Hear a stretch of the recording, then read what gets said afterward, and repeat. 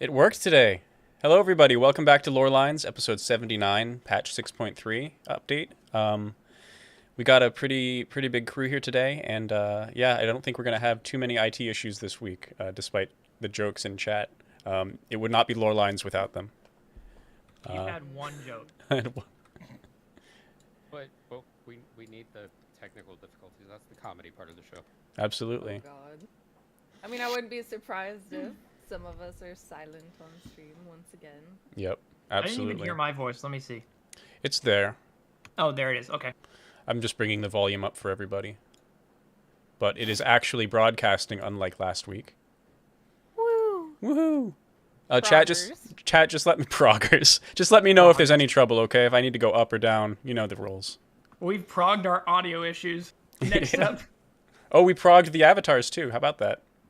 Yeah. Hey, look, I did a pretty good job blind. You did. Nice. Next up, monetizing Savage. Monetizing Savage. Which way do you mean that? Because Arden's been progging Savage. Kidding.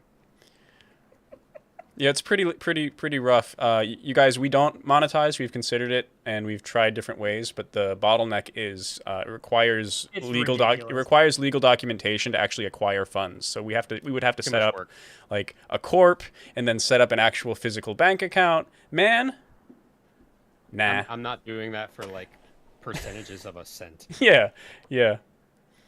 So that's just the way it is. How is everyone doing today? I'm getting a new computer! I have a monster drink. I have a monster drink, and I have turkey meatloaf. So take that as you will. No, I just have coffee. Oh, AC Gears and Arms says, have there been an upsurge of Reapers as of late? We'll talk about that. We'll get there. I'm getting a new PC here in maybe the next month or so. I'm jumping from 2018 technology to 2023 technology. My God, the future is now. It's pretty bonkers. I know. I'm going from fucking riding a dinosaur to flying a UFO. So that means you're going to be hosting more, right? Be able to, for sure. I'll be Jokes. able to. Joke's on you, I live in the future. Oh my God, I live in the future. I see what you did there. European humor. Get it? You... Oh my God. Someone bought all of my dream pickles. This is the best day. Your dream Hey, pickles. look, I'm actually traveling to the future. Joke's on me. Joke's on all of you as well. I'm time skipping, not time leaping backwards. I'm confused You're doing it wrong. about the pickles part. I don't get it. I made a lot of money. But Ayumi, don't you haven't you supposed to consider that if you travel to Europe, you would be time traveling? Yeah, and then I can find you and tell you to shut up about your self-deprecation. But see, the thing is, he can go to the future. The issue is he can never come back. Because that would be going backwards in time. Time is an illusion. Gotta put on my shades. The future is bright. Oh boy. Oh, Lord. So today I was hoping we could just talk about the MSQ portion of the patch and maybe leave Alliance Raid till next week. Does that sound okay with everybody? Yeah, I will haven't see- done How the dare you. Alliance raid yet. You haven't? So. Okay, well then we'll leave that off the table for sure then, because it's you and definitely Neela who isn't here at the moment. But and I'm sure Core hasn't quite finished it all either, so it's I'm completely fine. only posting spoilers for Aglaya right now. So. Good. Just Aglaya, not your Sephon. Just Aglaya. Which everyone has already seen. Mm-hmm. Good enough. Oh boy. It's okay. We'll save the environments that we've witnessed for next week. The huge tracts of land. The bountiful fields. The not That's elegant melons. Yes. That's enough. That's enough. And it's a shame we're not going to discuss Nofika speaking natural. But Zental says the mounds of Earth. Yes. Yeah. Even Meowth was like, damn. I can appreciate that. I can appreciate a beautiful woman. I think everyone just stopped in their tracks and died. It's the first mechanic. Probably. That sounds about I didn't. right. I You know, punched her in the face because she's I- not Halone. I did not. Wow. I actually didn't die this morning. Tank privilege. Nice. Yeah, tank privilege is really strong. Yep. I was telling people earlier, I forget even where I said this. It might have been the FC Discord when I was talking, but like I feel this is gonna come off wrong if you're not a tank. I've been tanking lately, and my impression is that if you're bad, like me, not like you, like me, if you're bad, you should tank because the amount of damage you can take, and I took 5 Vuln stacks in the normal trial last night. 5 Vuln stacks, no problem. It's not a problem. Yeah. That actually surprised. Tank has a lot of leeway. Yeah, so that's what I mean. I don't mean people are bad who play tanks. I mean, if you're bad, you should play a tank. You jerk. It's funny, though, because people are nervous about the aggro mechanics, and they don't want to fail. You know, you're pushing the packs of enemies, you know, that kind of thing. But the truth is you have so much leeway on taking damage or not. It's really, if you're not worried about being the first in line, then it's really not scary at all. Go ahead, Meowth. No, I was going to say that it was kind of surprising. I'm a healer, not a tank, so I suck at tanking. But I was surprised. I don't know if it's because I actually haven't played the game until patch for like 3 or 4 months, and I was like, oh god, I'm going to just mess up every single damn mechanic because I had to kind of refresh my memory and stuff. I don't know if it's my RNG playing games or what, that I didn't either wipe neither in the trial nor in the alliance. There was no wipe, and I was like, first day, no wipe on the trial, no wipe on the alliance. What sorcery is this? Because my experience was very different, and we got dragged through it by Alliance B because A and C, which was us, were both dead for like 90% of the entire run. well, that's because in the first raid we've got to worry about balls, and the second one we've got to worry about the upper category. No. Did someone say balls? Yes. Balls of steel. Okay. Anyways, back to MSQ. Yeah, hey, you know, Yeah. this is Lorelines. Don't be surprised. We're giving you the there real was lore. an MSQ. There was an MSQ. I too was very, very distracted by everything that came after the MSQ, but there's a lot of good stuff that happened in the MSQ this time. I really enjoyed it. So we start off in Radz-at-Han, right? Yes. My brain is just the worst. Pick up right from Zero, just kind of touring around Radz-at-Han. Yeah, I really. And you know, she's growing accustomed to what the sights and sounds are. And let's see if I remember this right. It gets to a point where we begin talking, and then, what is it? We have Retrick calling, come out and start calling. Or was there something in between? I can't remember. Someone fill me in. It pretty much started off with that. Yeah, Yeah. Reacher Yeah, was just like, fucking calling. I sense Astasia. Bah! And everyone's like, what the? What? Yeah, what? Pretty much everyone down below is like, what just happened? And then Yeah. we get the ink. We talk to him, and he's like, I sensed her to the north, which direction of Garlemald. Yeah, because of the world map. Radz-at-Han's just south of that area of the world. Ilsabard. I mean, how would we know? It's still fogged over. Yeah, how would we know? We gotta talk about that. Uncloud is apart. Cowards.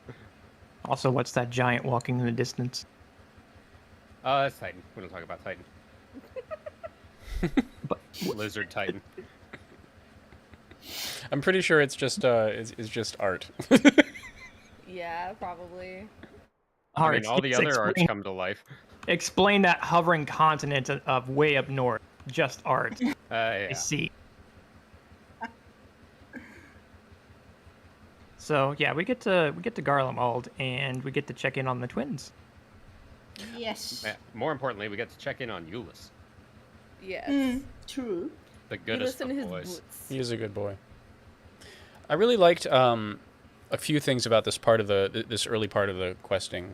We got to see that Zero was not as cold as she seemed when we met her. Like she has feelings. They're just very much repressed from however number of years over there on the Void. kind of lets us Really? see that they are actually people. Every little imp and monster is a person, and they have emotions and thoughts, and it's really cool to see her develop and kind of open up in the city. And then we go to Garlemald, and we meet up with Euless, and Euless seems to take a liking to Zero, which is really odd. I don't know if that's quite what I was expecting. That is a ship that's currently boarding and will sail soon. But that seems to be a thing. I agree. It's like who's this More Euless, so I'm good with that. who's this lady who seems to not talk a whole lot? He said Mysterious. in a dialogue outside of Quest that she reminds him of the way he was in Yes. the beginning. Completely shut off, right? Yeah. I Just guess I can see how that untrusting would and be not his wanting to type. accept help. I mean, I was kind of surprised with the deliberate because there's one thing that is just interpretation in terms of when a pair of characters are on the screen, but Final Fantasy XIV doesn't lean much on in-game shipping, so to speak. So I was kind of surprised because, as far as I know, as far as I recall, of course, there's the thing with Moonbrida and Urianger, but we know how that ended up. And the only other that I recall that's heavily leaned on was maybe Armval and Fordola. Kind of. So it's kind of surprising because they usually don't lean that much on that Excuse you, aspect. Manolane and Sicard. True, but that's a different. That's a different. So Not different at all, is it, Steve? That's okay. It works out well for me, finger guns. Oh god. I mean, I'm not going to. Of course, I mean, I'm trying to approach this from a serious narrative standpoint, because, of course, I guess shipper's gonna ship. But in terms of Emmanuel and Sicard, it's not the. It's not. It's just that the dynamics kind of lead onto ship bait. I'm not saying it's wrong. It's just that narratively speaking, there's not a heavy hint, But that's what they play with because, well, in an MMO, or maybe it's just their way of storytelling. They don't want to compromise any character and leave the Warrior of Light out of the loop, so to speak. I think that's the intention.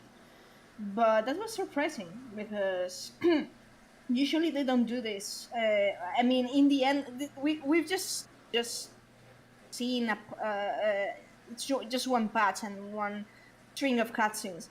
Maybe this doesn't lead to anything, but it's interesting to see that they laying the grounds. Maybe they bear fruit or maybe not. I don't know, but it was interesting. That's the impression I got from the patch as a whole, though, was this was very much laying a lot of groundwork for what's to come later. Agreed. Agreed. Yeah, Completely. which is surprising for a 0.3 patch is surprising because they usually conclude the storyline in 0.3, but in this case they technically conclude the storyline in 0.0.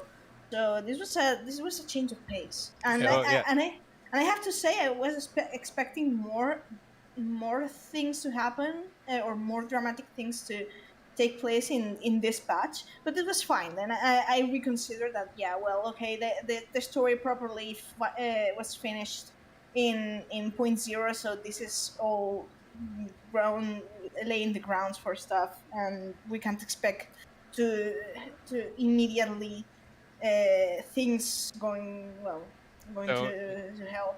Yeah, but if you go back to ARR, this is the same model they used in ARR as far as storytelling, because ARR had 9 to 10 quests per patch, which is what we're getting now, and we had kind of starting to ramp up really in 0.4 with Iceheart towards the end of 0.3, when you first see her into 0.4, and then 0.5, and then at the end at 5.5, it's a complete status quo change, and that's what I think we're looking at here. Cobra, and I honestly, I love this patch cycle. I forgot how much I enjoyed the ARR format compared to the more recent formats. I mean, we do have Shadowbringers, right? The 6.3 or 5.3, it was such a huge event. But I really like that they can conclude a narrative officially with the release of the game and then start a new thread. I love that. Oh, absolutely agree. Yeah. I So, like it in theory. I'm not liking it in execution so far, if I'm being honest. yeah. So Not enough for you? Not enough meat? I will agree, only because as we're getting it in bites in a patch, it's fine. But when you sit down and you try to play through all of it, it's kind of a lot. Mm. And you get the same kind of problem that you get it, between ARR and Heavensward, where you've got this big slog and you don't know what it's leading up to. And eventually it leads up to something great, but until then, it's like, what is the point of all of this? I mean, right now it's also kind of feeling like this story is going to be wrapped up in 6.4 or 6.5, and then the expansion is going to be something completely unrelated to the Void. I completely agree. So the Void, I think, is going to get resolved, and what I think is going to happen now that the portal to the Void has been closed, Ishtal is going to find a way to open up a new portal, but it's not going to go the way she thinks it is, and I don't know, maybe they'll open up pieces of all the shards, who knows. Yeah, I was thinking about this last night, and I was like, okay, so Y'shtola is going to try and open up a new portal to the Void for us. I kind of want that to go catastrophically bad. I think it will. You know what? This is exactly what happened with Mach. She's a black mage, or a white mage turned black mage, kind of in the middle. And she's wanting to get a gate to the Void. Now, the mages of Mach already had them, and were already summoning Void Scent. Well, our situation is a little bit different in that we already have very powerful Void Scent wanting to come over. They want to play. Be our friends. I'm kind of wondering if she can fuck up so bad that it causes a new calamity / rejoining. I think that's what we're heading to. So last time that happened, it did. I think what we're looking at is accidentally starting a natural calamity. And they mentioned something along those lines too, which is, well, not a natural calamity, but a naturally induced rejoining by creating a stable aether bridge between shards while they don't know what they're doing. So before they had the crystal tower, now they don't. Yeah. Yeah, because the last time that they interacted with the 13th, or at least the source interacted with the 13th, it wasn't the beginning where they tried to rejoin it. It was during the 6th Umbral Calamity, when Mach was doing its thing. The Ascians intervened and caused the lands to have a surge in magic with the destruction of Nim and the war between Mach and the Amdapor. It's caused the land's ether to surge and caused a flood. Yeah, and I will say they caused a surge of all magic except for water magic. So that's why the flood happened.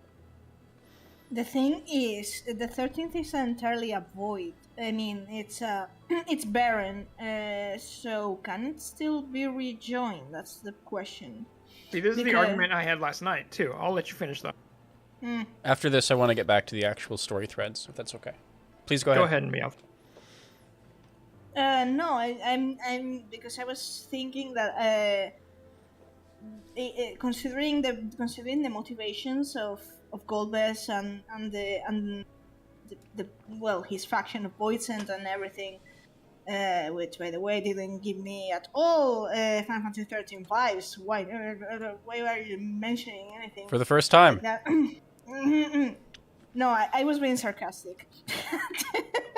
Oh, how disappointing.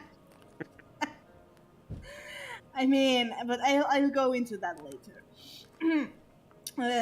But I was thinking because both Canyaso and Rubicanti speak of being released of the Curse of Undeath. So when I was kind of recalling the Gerun oracles and all the catastrophe, that's basically the Scion's entire argument in Shadowbringers against rejoinings was the death that it caused to the people of the shards. and that it was unacceptable because they are still lives, right? But in the Void's case, they do want to rejoin the source in order to escape undeath. So the argument the Scions have been using for against the rejoinings, in this case, it falls flat.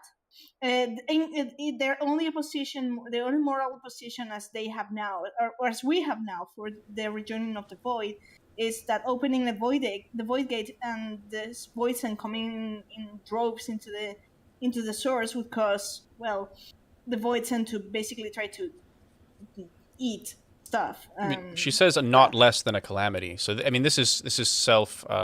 We're trying not to cause disruption on our planet. That's all. I do want to say though, AC Gears and Arms. If there is a Lunar Cry and Zent 2, if there is a Lunar Cry, I want to say I called this 2 years ago. Yeah, we Do did. you remember that? I do. From the artwork. And not wrong. I will be so happy if they bring some 8. Back to the what was I gonna say? Oh yeah, the 13th. So I was debating on this last night in the Lorelines Discord that just because the void is completely empty and devoid of actual life itself and nothing but void scent, doesn't mean that there aren't still land masses. So as far as we know, back during A Realm Reborn, we went into the 13th in a raid, the Crystal Tower raid. And as far as we saw, there were just bits and pieces of land that you could go onto that were separated by bridges, and you could go up to those little spheres, right? So we thought, just there's these little tiny islands or whatever. Skip ahead to Endwalker now, with bits and pieces of things in between. Now we see that there are actually continents called domains. Okay, so that reveals a little bit more. I would call them more like land masses that land they're masses. Still floating. They're still floating. Continue, Amy. So land masses, and so we get a little bit more of go from islands to land masses. That's still not showing the entire planet. So that makes me think that the 13th is not all just air and gases. It has continents somewhere. Yeah, which that was shocking to me actually, because I had the same impression from ARR and even the last patch that the actual planet is just fragments in space. That it's not really a whole planet. It's been cracked. It got hit with a huge earthquake or a huge aether surge that it broke apart the land, but it didn't completely turn the planet into a gaseous planet. Right. So there's also the possibility that all these floating islands or things that were already there in the source may have had them eventually too, and for some reason the surface is just uninhabitable right now, so everyone moved up. I do want to add one point to this, which is that they say the domain takes the shape of the owner of the domain's will. Yeah. And since there's no aether in the 13th, and I know they've been leaning towards it, that sounds a lot like Dynamis. Well, my audible? Okay, there it goes. I was going to say, in the absence of a lot of available ambient ether, the influence of Dynamis should increase, I would say. Yeah. So whatever ambient Dynamis is around would then be effectual, perhaps. Yeah, and it would have more of an outsized impact as well. Yeah, because Dynamis is negated by ether, but in the 13th, where ether is basically consumed the moment it's in the air, then Dynamis would definitely have more presence than ether. So it would be possibly entirely possible that these land masses or domains are basically this is going to sound weird, but I'm going to call them primal land masses. I see where you're going with that. So they are summoning the land masses. Mm-hmm. So going back to our story here, where did we stop off? Euless and Zero? Yeah, we had just gotten to Garlemald. We hadn't really discussed where we went to, but we end up in Tertium. Yeah, and we they end voice up- acted. It's called Tertium. Tertium, yeah. They actually voice acted it, so That hurt. That hurts. I'm sorry. My Sorry, Latin, Meowth. My Latin. yes, I understand. Sorry about that. I've always called it tertium. That's English. That's common English, but it's wrong. Yeah, I know. That, Nerd. I know that's how you would pronounce it in English, but my Latin soul is kind of it's like. I was It's like, fine. it's not that difficult, but I'm not going to be Let's just write a letter to Square Enix then. I'm not that petty, okay? So You we sound like it. so we meet the twins, right? We meet the twins. We realize that we actually haven't seen them in a while, and that's crazy because I feel like I did see them recently, but really we haven't. And Nope. they're busy going to work up in Garlemald still. They're wearing their hashtag normal clothes and just hanging out. And as we explore like the desolation that we're very comfortable with ourselves, Zero actually comments on how could people live like this, and this is interesting to me because it's coming from someone who's from the goddamn 13th. It's odd. It's like there's a myth built up in the residents of the 13th's minds that everything on the source is paradise, full stop. It's not. You know, there's trials and tribulations over here just as well as over there. So I found that interesting. I really liked how they used perspective in this case, where the citizens or denizens of the 13th have a perspective of the source of what it's like, and they have a completely different value system in the 13th coming over, and it comes up again later when she gets to Radz-at-Han, and talks about how people there live without any fear of something coming up and eating them. And it's just really weird to her how all of these people, there's suffering, there's complacency in her view. um but I just think it's really interesting how they injected that into the story, and I really like that, and I do want to see more of that. I think it's true because I mean, coming from Zero is like, but we're kind of forgetting here that first the Voidson kind of idealized source, and with good reason, I guess. Yeah. And and there's the fact that Zero, as of this patch, has been living for a time in Radz-at-Han, and Thavner is a fairly bounteous country, very vivid, Yes. very colorful. So when she travels to Garlemald, after what I guess Thavner adheres to what Zero thinks or believes the source should be, like a bountiful place with colors and lights and stuff. And then she travels to Garlemald and sees that how can these people It's similar. in the source in these conditions. It's basically like if you raise someone in the Caribbean and never let them know that snow is a thing that exists, and Then took them to just Norway. randomly decided to bring them to Norway or the Northern Territories in Canada Sure. or something, and it was just like, here you go, have fun. So much white. Why is it dark 3/4 of the year? Yep. Way up north. Let's see. So we talked to Euless and We go and help out the camp a little bit. That's right. And then we come back and we have that scene with the boots and the incredibly detailed food. I need The some. star of the patch. Get in my belly. See, they had me at spicy. As soon as they said that food is spicy, I'm like, yes, please, I'll take 30. Yeah, Same. I had to have steamed buns after that because I was like, that looks so good. I don't have anywhere to get steamed buns, so I have been suffering ever since I did the MSQ. oh, Then there's me who can't stand spicy food. We'll get you the sweet buns filled with jam. yum. So player character steps away and it allows the story to take a framing of just Euless and Zero, and it's a bit of an awkward conversation because Zero is assumed to be one of our comrades, but she has no idea what a comrade is, and as Euless defines it, she says, "Nope, I don't think I'll ever have any of those." How quickly this changes.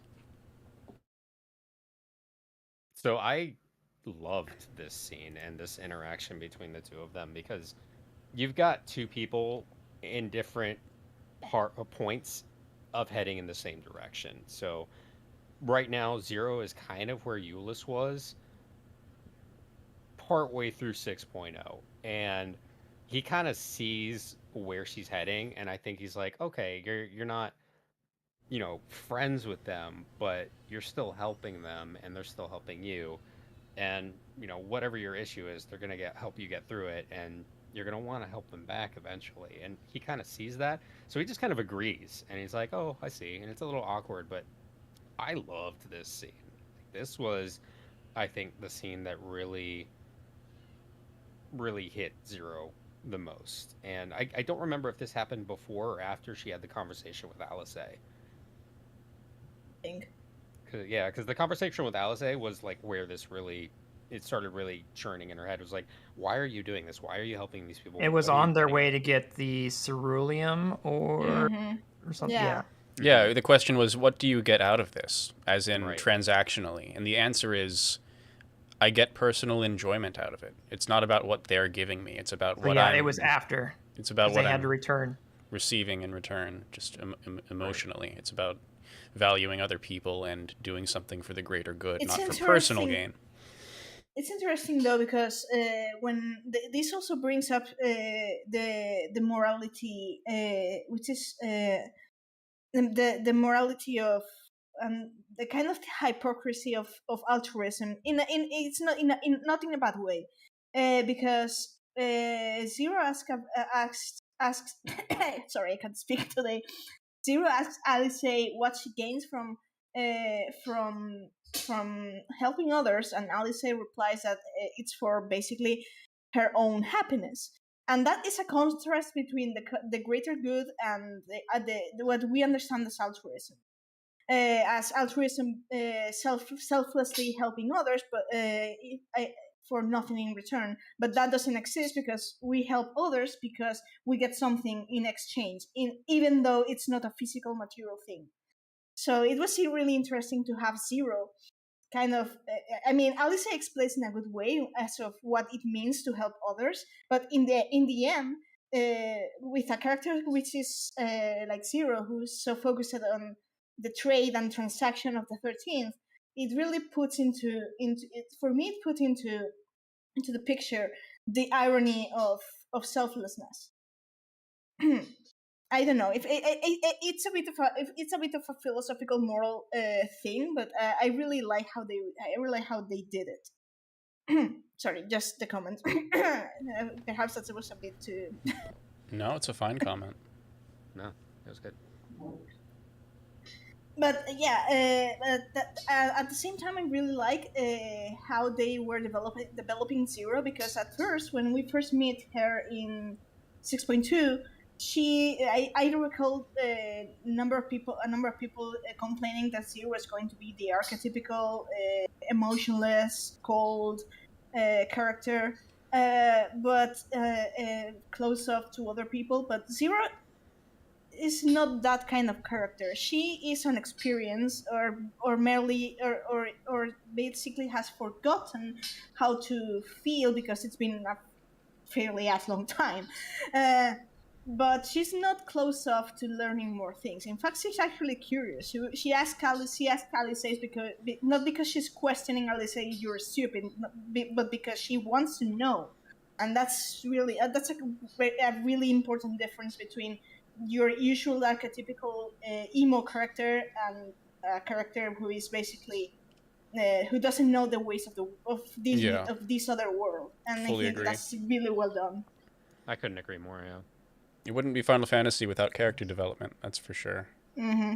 And also, I know first impressions are one thing, but I mean, it's pretty apparent, especially by now, and your comments prove that. Zero is not an emotionless character. She's scarred. She's scarred.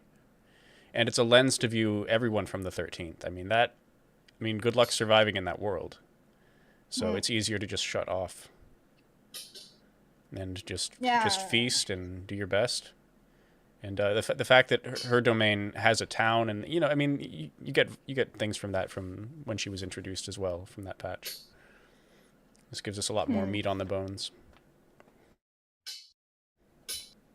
So after this, we have a soldier running in saying that there are mass sightings of void scent out on the plains, and it's way more than this completely understaffed region of Garlemald can handle. Anybody want to take us on this this journey here? So we essentially get reports that before that even happens, we decide that for our little excursion that we would split up. So Ishtola and Estinian would take the higher mountains. We would go along with Aleph and Out and Alisay out on the plains, leaving Euless and Zero at camp, which is where they had the interaction. And then that soldier runs in, and Euless was about to run out, but Zero instead said, "No, wait, I want to try doing this because I want to." And then we get to that special field instance. This patch made me just fully cement in my mind that I love the solo instances in Endwalker. I cannot get away from it. I want more. I love it. I love how it frames the game in a more personal way, and they give us enough abilities now to not be completely bored. Whether it's the Garlemald Part 1 instance, or the Vana instance, or this one, or even the Xenos fight, I just love it as a game mechanic. I want more, please. Yep. I really like where they put you in the shoes of another character, and you kind of get a feel for that character's strengths and weaknesses, and you get a whole nother perspective of the character more than just here's what the character thinks.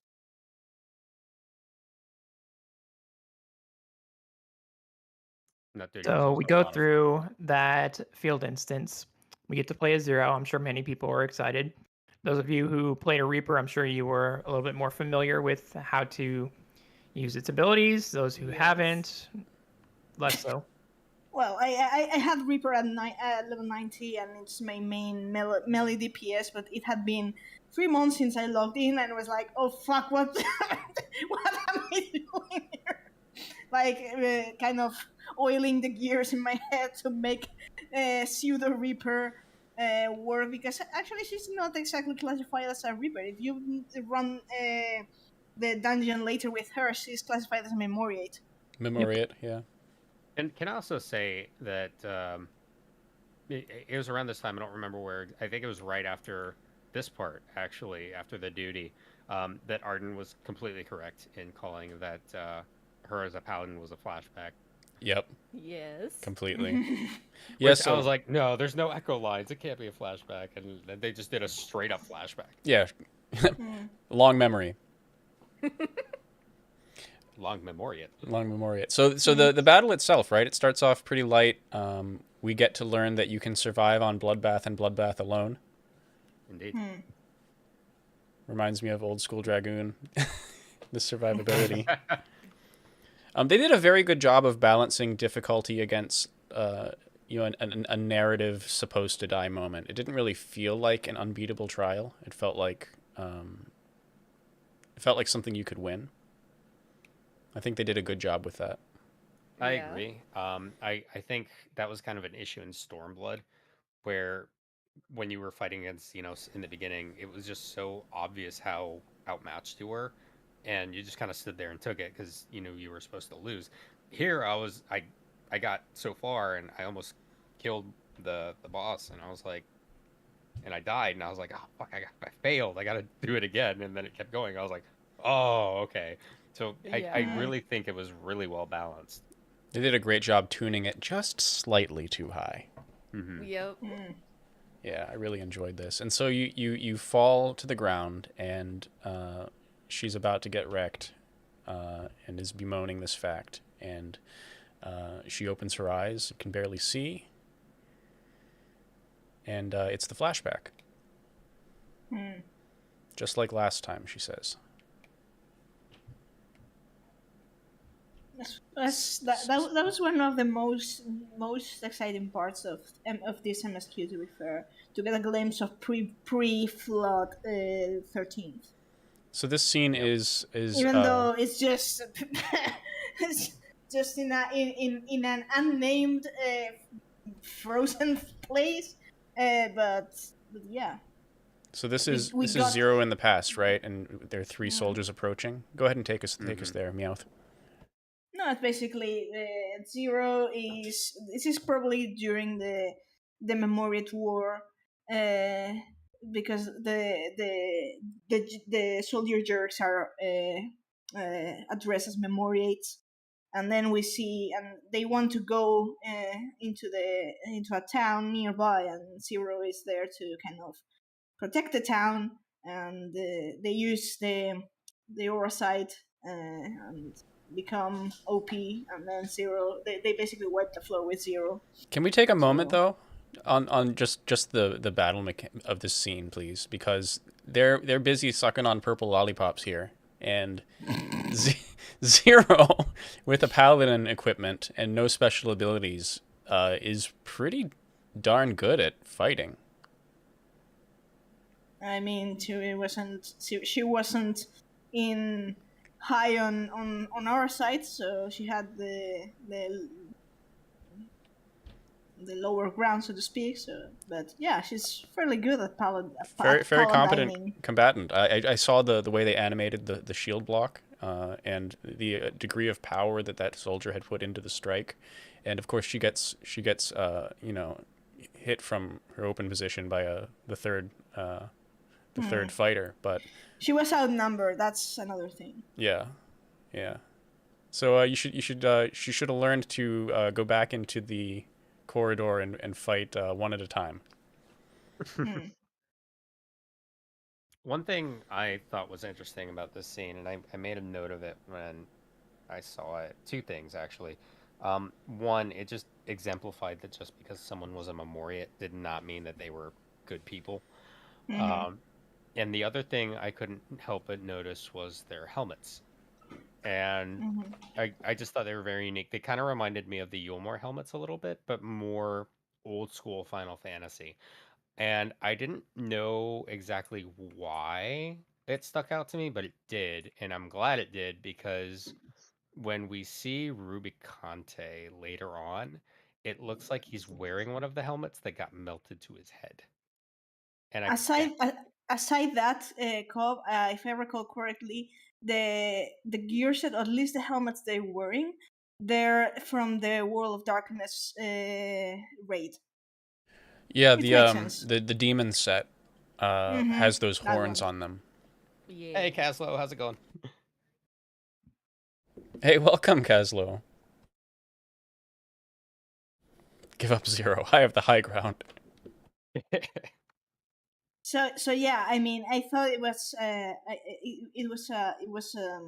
a cool detail though that they're using. They're kind of, I mean, the World of Darkness raid is the 13, so it was cool. And Zero's gear set, at least the shield, not sure if the sword was from the Crypt Lurker gear set in Shadowbringers, the Dark Souls one. Mm-hmm.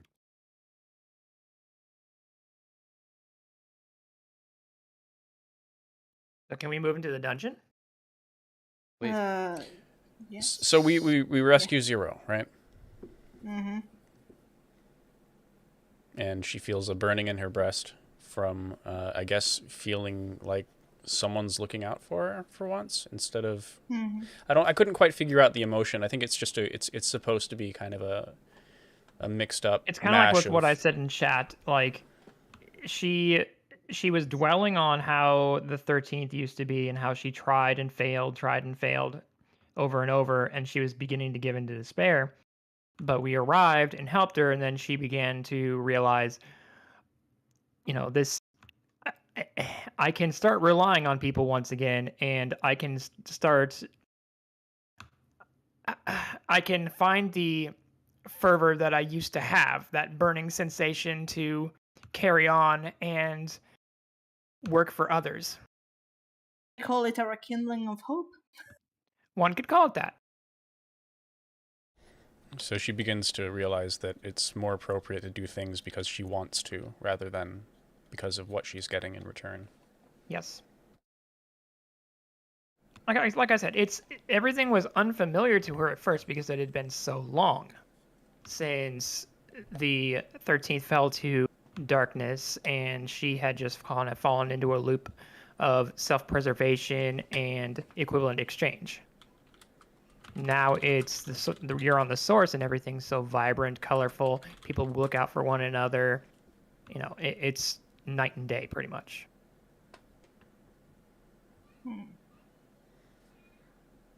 So yeah, after this duty and the cutscenes following, I think we decide to go check in on the crawler we were busy getting repaired. Yes. We were busy, which amazing. I was shocked at how quickly it got repaired, considering how large it is. Yeah, maybe it was just like it needed a doodad in the engine or something. Just give it some more cerulean forehead. And technically speaking, I think the Garland Ironworks is working around, so that surely helps. So the framing of the like dungeon. Sid has an instant aircraft to us. But anyways, we go to Lapis Manalis because it's a village of Reapers, ancient Reapers. And because the Reapers used to summon, they have to summon poisoned. They surmise that the gate has to have had appeared in a place which is suitable for opening void gates.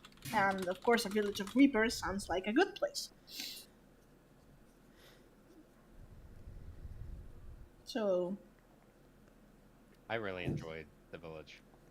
So we go through the first part. The first part of the dungeon goes up to a Yeti, or monster. First part of the dungeon reminds me a lot of an Amnesis Annihilator. Thank you. I was waiting to say that. They took the same template. I've noticed this a lot, and it's not necessarily a knock, but when you're playing the game, I'm sure most of the people watching have noticed this. They start to reuse assets. This is my soapbox. So this is the same asset as the undersea transport with Bismarck, with different skin on it.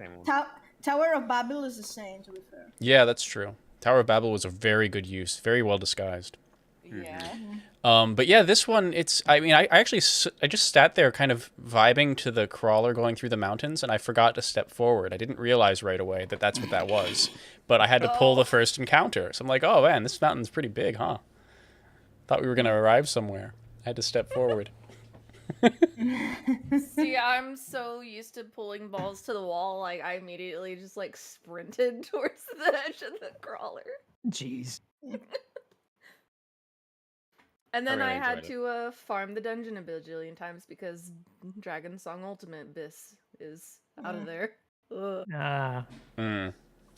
So we get to the second boss, which... Before that, can I just talk about the amazing view we get Oh, yeah. in that first section of so good. Garlemald Tower? And that's just amazing.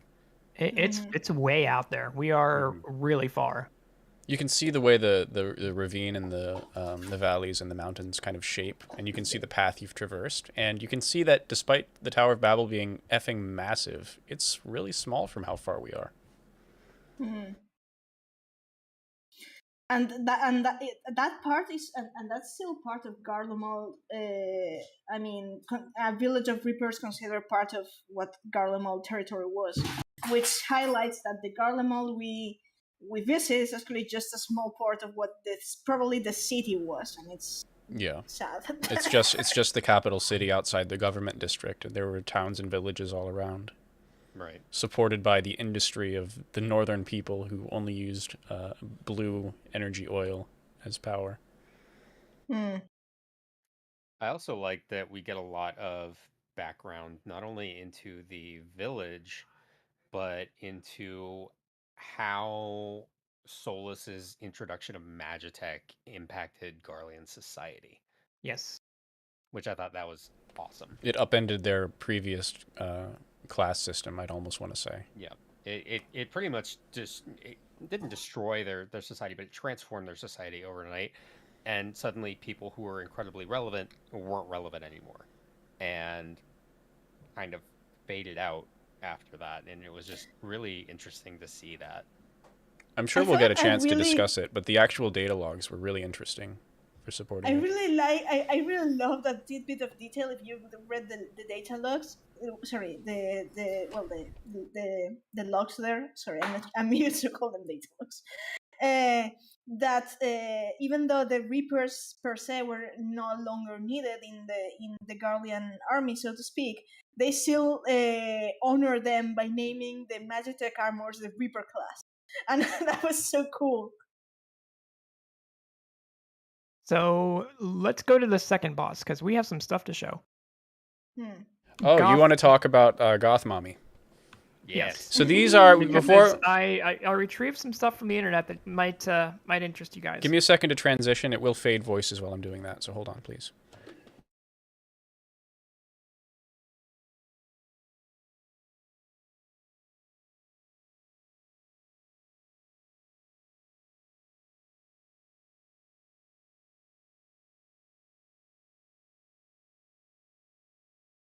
One day the internet will load.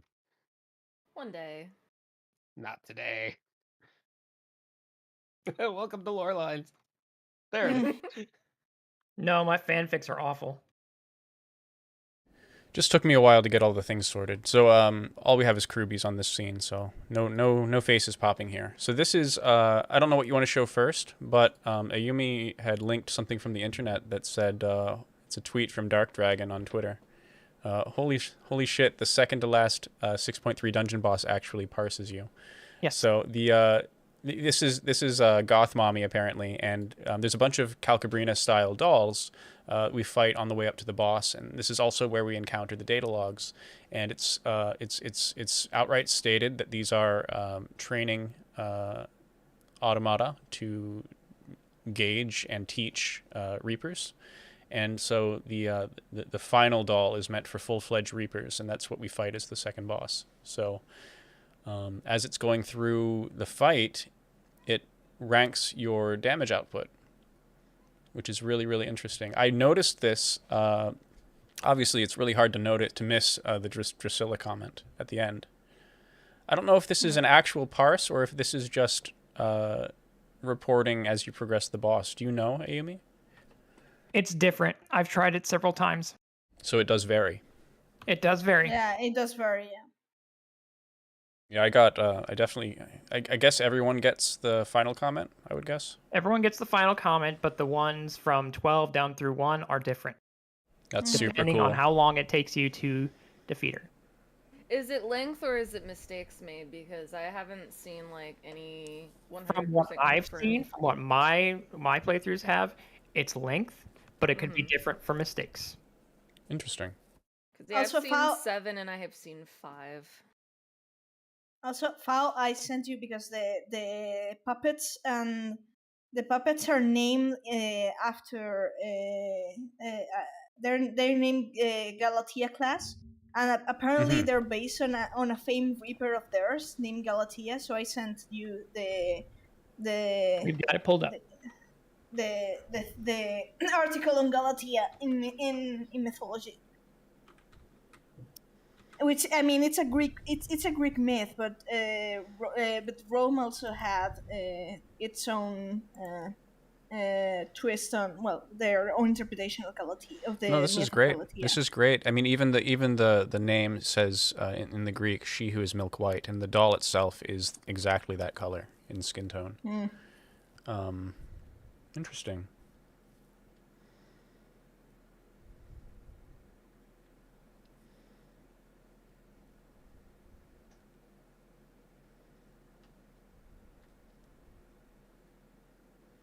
The devs really did want to, especially in the story of the city-states and the 12, want to use Greek stories as their base.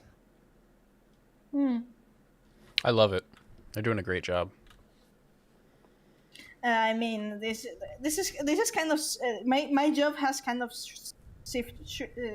shifted from being art director to you're in on a stream researcher of lore. Yes, it's fine. I mean, great. we've got you for Greece and Latin, and then we've got me for Eastern culture, and True. so It's really great. I thank you both. I'm just a weeb. I'm just a Roman Empire nerd.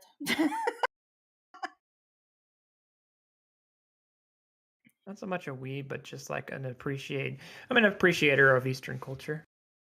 So Stormblood really resonated with me. I'm wondering if we have anywhere the actual the data logs, because I took screenshots. I could pull those out of my folder here, but I don't have anything prepared. But I wanted to actually kind of go through the data log. I recall, I don't have the screenshots, but I basically recall that the whole, this is one of the things I love for of 14, and it's the perspective, the perspective of who's telling you the story. Because if you've done, have you ever, everyone has done the Reaper quest? I certainly have. I don't know if the rest have. I have. So, well, I'm asking because I don't really want to spoil the thing, but it's just a minor detail. So, when your mentor basically tells you the story of the Reapers, she puts the blame on everything that where Garlemald went wrong, and the downfall of the Reapers on Solus's rule. But then, when we go to Lapis Manalis, we realize that it's also a matter of that the Reapers couldn't or were not willing to admit that their era had passed, and they orchestrated the whole assassination thing, which is what they actually saw them fall from grace. So and there was, and in fact the logs in Lapis Manalis were more like a sense of resignation than Drusilla, sorry, well, than the Drusilla's grudge, so to speak. So it was interesting because it's the one thing is what, of course, a person with a grudge will tell you, and what the records in place and in context tell you, and that's why I say that 14 does the unreliable narrator really well. Yeah, it does. I actually do have these, if you'll forgive the fact that they're my personal screenshots. Go ahead.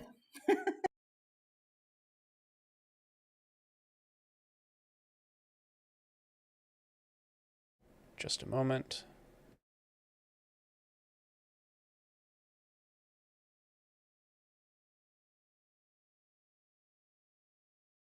Now we got a peek on Faust's stash.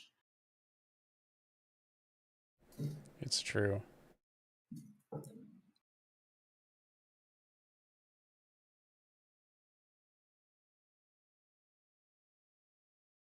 Feel free to fill the air while I fix this. So, I don't know. Well, there's the third boss, and we all know who he is. Yeah. I started knowing who he was because as soon as we killed the Gothic Lolita doll, we move into the third area, and we immediately start fighting aqua creatures. Mm-hmm. I'm like, oh, True. I think I know who's next. I really didn't want him to be a dungeon boss. Because if they were going to make one of them a dungeon boss that was left, he was the one. But I will say that this third section of the dungeon was absolutely visually astonishing. Yeah. yes, it was. So pretty. So blue. So here we go. I've got a screenshot up. It's the first image. And do you recall last stream that I share with Fao the etymology of Lapis Manalis? Yeah. And the Spot on. Spot on. And the last area is literally one Fons Manalis, which is one of the the places of the cult, so to speak, in which a lapis manalis was used. Boy. And I was like, Fumes, underground lakes of burning oil everywhere. I mean, what else could this be? It's brilliantly done. Good Okay, thing the so, Echo just seems to record. protect us from all environmental hazards. Yeah, true. I mean, we don't know how toxic ceruleum is. We know it's volatile and it's explosive, but we don't know if it's toxic to inhale. It's a carcinogen, apparently. Mhm. I don't actually know that. So here's the faded records, right? Emperor Solus is convinced this magitech, italics, will spark a revolution in warfare as we know it, and as he devotes further resources to its advancement, our arts continue to fall out of favor. I fear the age of the Reaper has come to an end.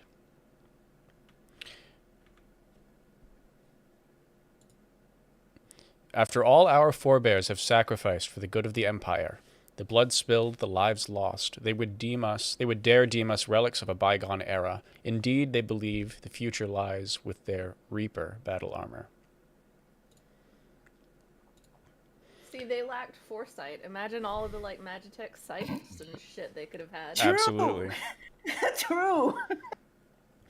And in truth, they basically, because they rejected the new reality from an objective point of view, they rejected the new reality. They could have adapted to the time, so to speak, but instead they orchestrated the assassination plot, and that's what absolutely made them. Basically, definitely threw them out of the loop. They were exiled and banned, so they basically dug their own grave. So this the second data log is the trainee warning notice. It's discussing the dolls. We've fought 2 or 3 packs of the lesser dolls at this point. And then you walk into the house and you see these.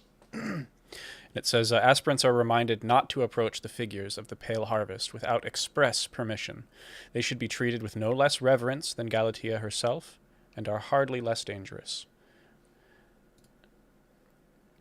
Wondering if Galatea is that, because Galatea is not a goddess per se in myth, but she is a mythological figure, and I'm wondering if perhaps it's a mythological figure for Gallians that happens to be a Reaper, and now I'm thinking of Nofika because Pale Harvest and stuff, and I was like, Well, they are angry botanists. yeah. So maybe Galatea is the Garlean name for Nofika. Love it. So the second page of this says, only those who have successfully forged a pact with an avatar may spar with the Galatea Parva. These are the lesser ones. They will serve to refine one's use of invocations and tactical coordination. As a note, Parva means children or short thing, basically children. It's the root for we have a Spanish term for children that uses the same root. The Galatea Magna, however, is reserved for those who are able to serve as a host to their avatar. This is the host form where you get the cloak. This periculous mannequin is designed to push the Reaper to their limits, if not beyond them. Learn to walk in death's shadow, and you shall know no fear.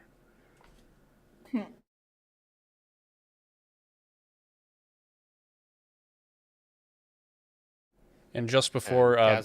Gazo posted that Emmett just didn't want anything to do with the Void, which is true. The Void they would have probably considered to be their greatest failure, and risking the Void spilling into the source would have ruined everything. In other words, use it only as long as necessary. Yeah, and then cut that off as soon as you can.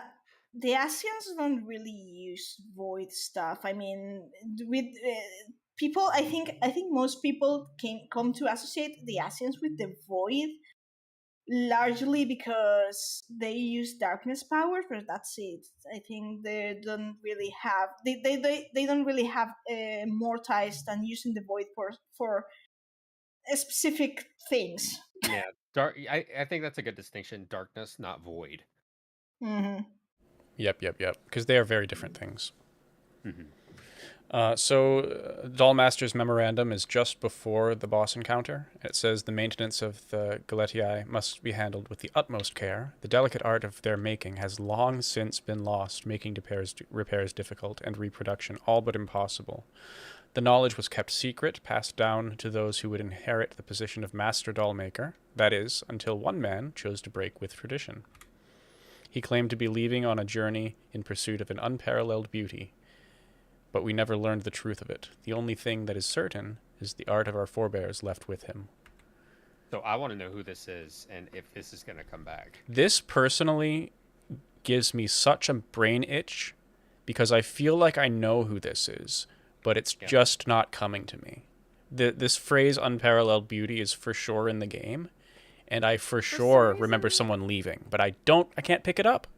It makes me think of some of the books in the Goo Ball Library or the Goo Ball Library Hard, but I'm not 100% sure if that's... If someone in chat knows, I'd be really happy to know why my brain itches so much here. I swear to God, if this is another Godbert reference, I'm going to be really mad. Godbert, Master Goldsmith, and Dollmaker. You know the funny thing. I was thinking of the esthetician, and I know. Dandelion. Oh God. Because the whole thing about beauty and stuff. I was like, I mean, a pastel goth reaper would definitely be highly entertaining. Mm-hmm.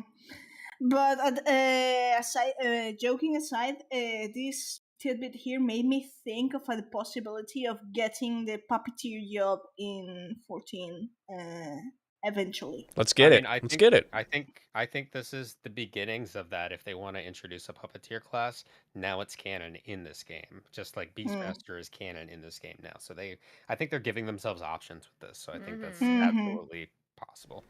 I'm out of screenshots now, so I'm going to go back over to the other scene.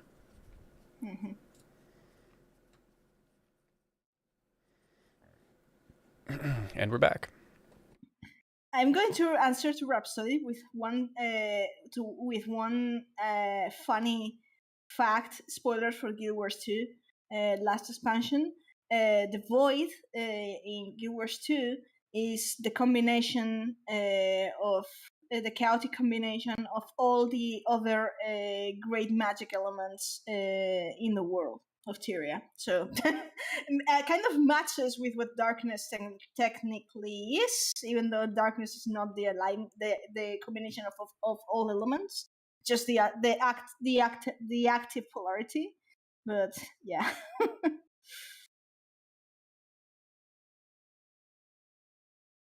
But yeah, anyways, that was just a fun tidbit. We go ahead to, I guess, Cañazo. Yes, so we defeat Cagnazzo, and we find that he has in his hands, in his possession, the Eye of Ashdaya. And that is what Vritra felt when he called out. Yep. So we recover it. Vritra goes into a bit of a trance, and we leave. We kind of look around the place a little bit to see if there's anything we can recover. We leave. Vritra comes back. Cañazo is the first who speaks of the I don't know if it's happiness or contentment of dying in the source. So he returns to what he calls the flow. Can I just say, I cracked up laughing when he was like, "This was my plan," and all I could think of was like, "Ah, you killed me, all according to Keikaku." I was like, "This is the worst plan ever." You're bad. I mean, we've got Zero, who likes apples and is pretty much Ryuk. You're not wrong. I'm sorry, Cobb, but using the word keikaku in this context is, yeah. That was very intentional. Yeah, I can appreciate that. That's where I think we will go later about what my vibes on stuff. But yeah. moving on. Also, as an aside, I really appreciated weirdly Kenyasa's voice actor. You mean Fan Daniel? You I mean guess. Ilberd? Yes. You know, Whatever. Arden, I think I it's think time, he was- Arden. Arden, it's time. Fan Daniel's voice actor was in The Duty. I'm sorry. Yeah, so I'm sure all of you caught this, but Arden and I had discussed this as well, and I think we finished that part of the MSQ very close to each other time-wise. Yeah. So it's my soapbox again, but humor me. They actually reused dialogue lines from the game as well. And let me see if I can find this. Which 3 was it? Because I took note. Oh yeah, how'd you like this? I bring my all to bear. No more games. They used all 3 of these in the damn fight. And I'm like, what are you doing? Okay, the first one, I just shrugged it off. Second one, what are you doing? Third one, no! I was sitting there just waiting for the sloppy. Yeah, so Kenyatso is just sloppy 2.0, apparently. So do you think that It's just a shard of Cognazo... Ilberd. Yeah, I was gonna say, do you think it's the voice shard of Ilberd? That's Yeah. what I'm going with. Stop giving people things to speculate because it's getting ridiculous. Yeah, so he's part Byakko, part mostly Ilberd, and then part Elidibus, Warrior of Light. Yeah. And also part Ninja Turtle. There's an Part Ninja Turtle. There's an interesting comment on chat on Yes. the Grisanian Goldsmith in Hawk Manor. Which is true, I hadn't really paused to think of the fucking perv. And it's amusing because bear with me here. In the Wikipedia article on Galatea, the doll, that I share with Fao, the specific Roman intro in the article says that the Romans had a statue of Galatea in the temple of Venus, of Aphrodite.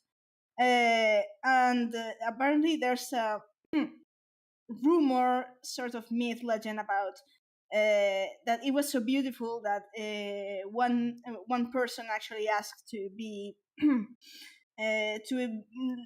allowed to spend the night with the statue. Oh my. And thinking of the doll and the storyline of the doll maker in the Minions, I'm thinking of the possibility, like, yeah, it's a degenerate kind of, yeah, makes sense. So yeah, definitely a possibility. There's a But sidebar I in chat think- after this. But I think they hanged that man. But at the same time, I think that was fairly recent. So I'm not sure if that applies as to match the you know, the what that happens, or if the Galatea dolls have been abandoned for how long. I don't know. But yeah, I mean. Anyways, moving on. Yeah, absolutely. Gosh, is there anything more on Kanyatso? It's a fun fight, you know. It's I a wiped fight. I wiped to him once today. I hate the ramming attack. I will say I enjoyed that even in a dungeon, they put enough graphical assets into a fight to make you feel like it was a fiend. The tsunami specifically was like, oh, okay, that's a lot of water. Good thing I met the mechanic and used a cooldown, you know, if it were tuned up, because that's trial level animations, I think.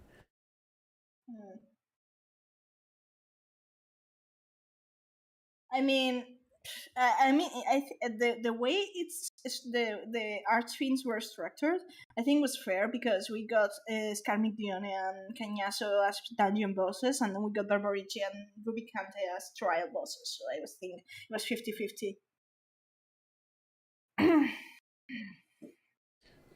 So, can someone take us back to Radz-at-Han and Rubicante? I recall it, but maybe someone else wants to take the wheel.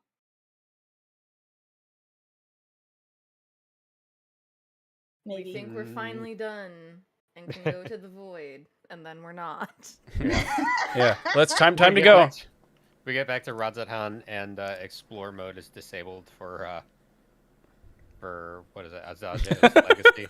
Yeah, Alzadal's Alzadal's Legacy. Legacy. And the big explosion that I thought was going to be caused by Hildebrand Manderville is actually Ruby Conte being a dick. Yep. Man, that's a spicy explosion, huh? But that wasn't even the damage. That was just like a preview of what he was going to do to that island, that poor island. Oh. And then the Void Gate is destroyed, so we have no way back to the Void. Yep. And then Yeshtola is just like, unless... Unless we may go to Mac and find how the ancient Mackie did it. Yeah. You know, and maybe void that, and maybe the shadows of Mac raid is going to become relevant. I think eventually all the raids are going to become required, because that's an extremely relevant raid. And I could just see Ishtola being like, I'm just going to rip a portal open to all the other shards. Haha, just kidding. Unless. Oh, Cobran, I have one question for you. What? Did you get enough leg? I did. And I was screaming during the trial, because all I wanted was my leggy streaker, man. You got so much And more. He had his legs sticking out. And then when he does the phase transition and he just opens his cloak, I was like, there it is. That's There's Final the Fantasy IV streaker. canon, by the way. That's when Yeah. he phases, he says this tastes real flame or something like this. He pulls the cloak off, but it's a Super Nintendo asset, so it's not spicy. Yeah, so we got full frontal. Well, that was great. Full frontal with Barbie doll anatomy, but Hey, yeah. you know. It's still fun. You gotta think about the rating of Final Fantasy XIV, all right? So Yeah, I know. I mean, it doesn't really matter. I mean, he's a poison, so poor thing. But yeah. I'm sure we have a bit more we can discuss about this. I haven't played 4, but even I know what Monster DLC is. Mm-hmm. And I was like, they're going to exhaust their 4 references in one expansion, you know? But You know what? I'm okay with that, because if they pack it in, 4's got a lot of good stuff, which means what we're gonna be getting is awesome. So to that point, what Ayumi was saying earlier, since they are doing 4, what calamitous event happened in 4 that could happen in 655 that would change everything?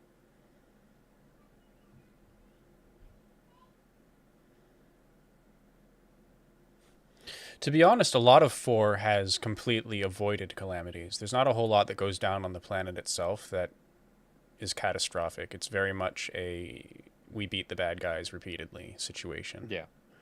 There's No, not a I whole agree. lot. However, there are secrets on the moon, and There are. we can end But the cast with that. I don't want to go straight into it. I will argue that there was a calamity that happened in 4, and it was called the After Years. That's not in my mind at all. I didn't play it. It's not. I know it's canon. Forgive me, but to me, fuck that game. It's not canon. may I bring up something to consider in terms of what calamity may happen here that we basically discussed? Yeah, go for it. We're joking about the many references to Final Fantasy IV, but we're kind of forgetting that they're using Final Fantasy IV so blatantly because they're covering up other Final Fantasy references behind the evident Final Fantasy IV. In terms Fantasy of 13. no, in this case, I was going to bring up Final Fantasy IX because I'm thinking of the moon. As in the raid, as you know, in the raid, when we have the 2 moons, one is the normal kind of blue one, and there's the red one. And then, if I recall correctly, the moon in the 13th is also kind of reddish, I think. But even if not, this story about because we know that Golbez intends to kind of not fuse the worlds, but basically let the voice and command. But this could lead into a rejoining, and it makes me think of Gaia and Terra, the two worlds in Final Fantasy IX. Those who have played will likely know what this means. Yeah, for sure. The Ascian plot from Final Fantasy Well, IX. this also, Yeah. I mean, this is definitely skipping ahead, and we're gonna show the screenshots right before we end. But like, the fog lifts on the moon, and we know the mists of 9. That's an interesting. I don't know if there's anything to that, but it's just kind of floating in my brain here. Because the mists are the after effect of the Aoife tree, which is, you know, it's part of the Gaia Terra merge that's going on. Yeah. Yeah, the mist basically is the residue after. Well, it's kind of a plot point. If you haven't played 9, I'm not going to spoil you. But yeah, it's an after effect of that precise plot in 9, and it's caused by a fucking massive tree. So yeah. How dare. So we defeat Rubicante, and as expected, he is as much of a sir as we had all hoped. So I have one gripe with Do it. Rubicante was he was Didn't very show enough prideful, leg? which was good. No, the leg was perfect. Like his his I'm like, looking at it right now. visually, It is perfect. He was visually, I got everything I wanted. The only issue I had was I wish there had been like a duty or something really hard right before it. Yeah. And he would have been like, all right, now it's time to fight. And we're like, we are messed up. Yeah. And it's going to be a really hard fight. And then he's like, here, let me heal you. Yeah, we missed the hard tie-in big time. Because, yeah, that really gave a lot of insight into his personality in 4, that he was a gentleman and he played by the rules. And he had a certain set of rules. He wasn't just a crazy person.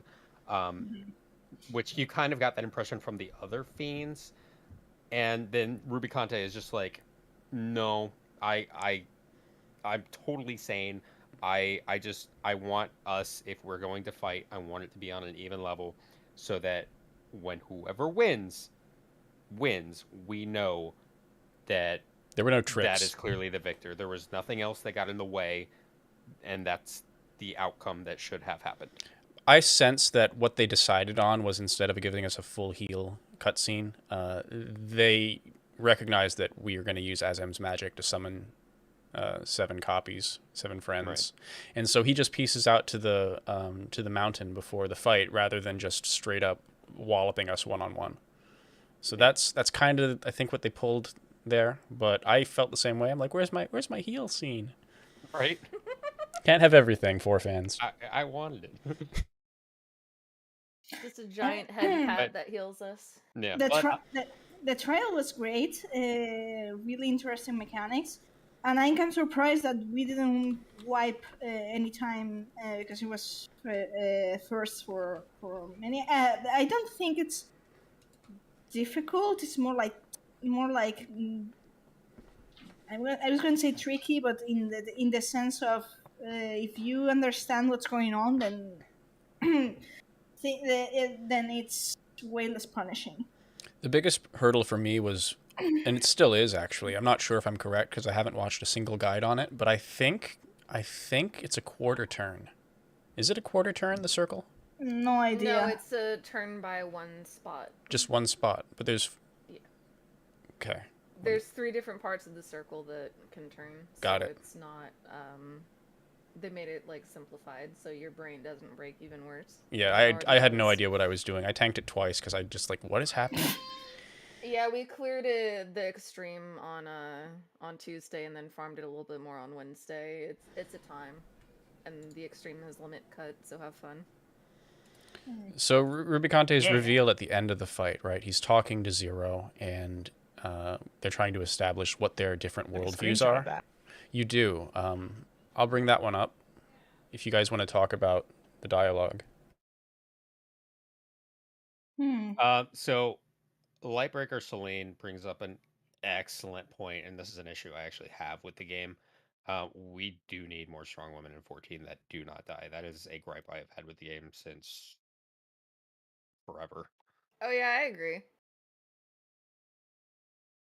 But then they also name her Zero, and Zero Miss is a thing, and I'm just like, I said this in Yeah, chat but- earlier, but I really think that's a red herring. We'll see. We'll see. Yeah, I mean, but hopefully. this patch as a whole did nothing to allay my concerns that Zero is a shard of the Warrior of Light, and I do not like that because they still keep playing that damn song only when she's on screen, and it really makes my brain itch, and I don't like it. Well, I mean, it's the comment in media thing, right? Counterpoint. Like, just straight up, look at the voice, look at the face asset. Mm-hmm. You know what I'm I talking about? have, yeah, but at the same time, something in the end of the cutscene, in the end of the MSQ made me think. But yeah, in regards to another thing. I'm gonna shift scenes so we can get that video or that brain, that picture. And I have to go get ready for raid, so I gotta peace out. Thanks for coming. Bye. Bye bye. Take care, Arden. Good to see you.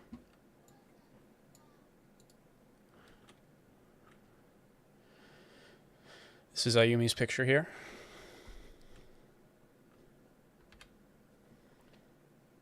Don't know if you guys can see the quote, but Yep, we can see it.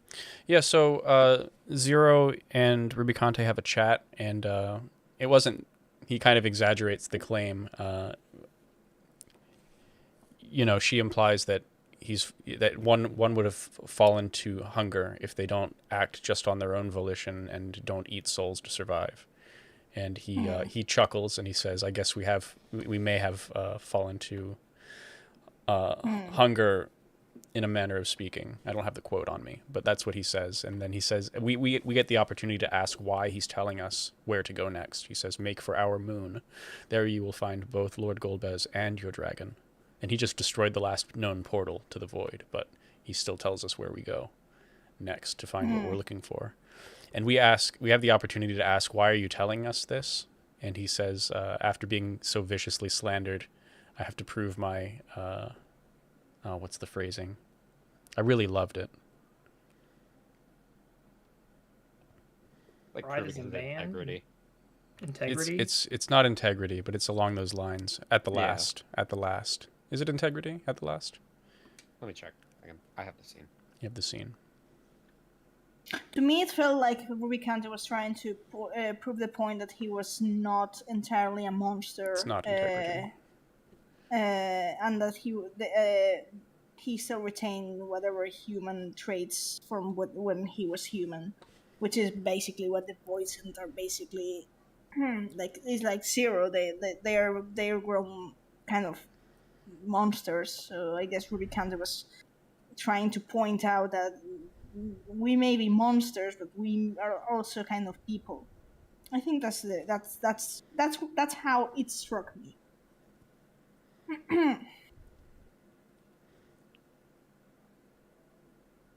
Kobe will find it. The other two screenshots are kind of the end of the plot threads. We get a shot of the actual 13th, and it is a broken husk, nothing more.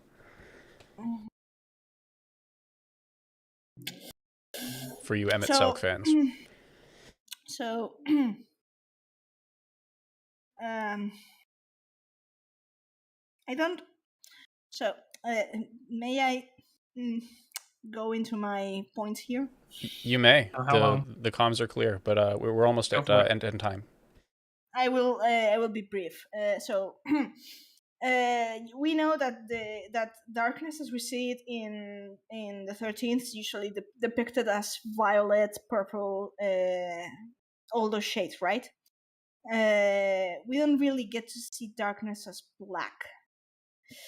So that's one point, and I think that's what differentiates visually the concept of darkness with the void. You know, this the black also reminds me. Also is associated in 14th with dynamis. At least at least in the form Meteon uses it first, right? And third, this form of how it's how should I put this? The effects on around this shot, the way the effect of this darkness is made, it reminds me uncannily of Final Fantasy XIII's Chaos. Yeah, And because it wasn't like a blanket; it was swirling and moving around. and made my brain go, is this what Nova Chrysalia may have looked from the outer space? Because like and then there's the fact that Golbez is in the moon, and Nova Chrysalia also has a moon. I have another shot. Anyways, but the whole thing about the moon thing made me question two things. Because are we confirmed that when Go ahead, Tom. Zodiac was destroyed, the shards of Zodiac also vanished, right?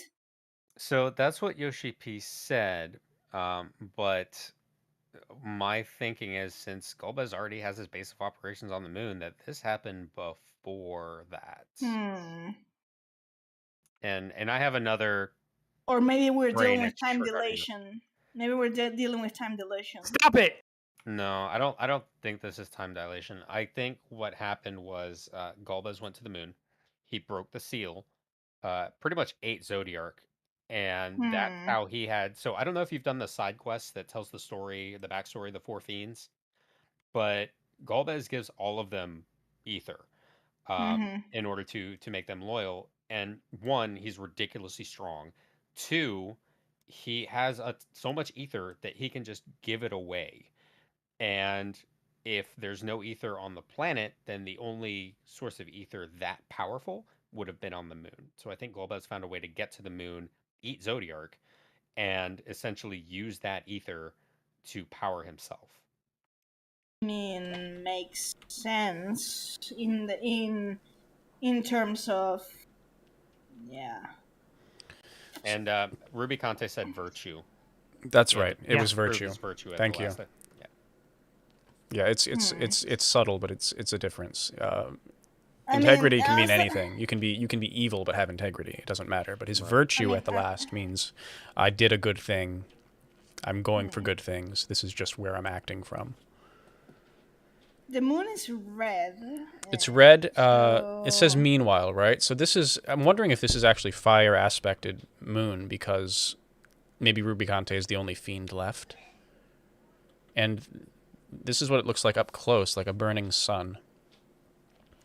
And it fades away.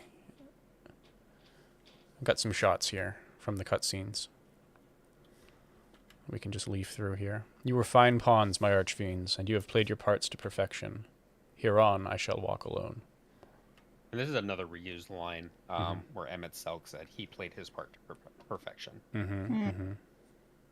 So this is, looks kind of sketchy, and then they zoom out, and you immediately see the ramparts around the hole. And this was Zodiark's prison on the 13th. And you see where the Watcher's tower should be. Yep. I mean, we don't know if there's a Watcher in. Well, Was. yeah. I highly doubt it. I think the Watcher didn't come about until after the first rejoining. And I think that's when the Watcher and the Loporrits came about. Because the moon on the 13th is barren.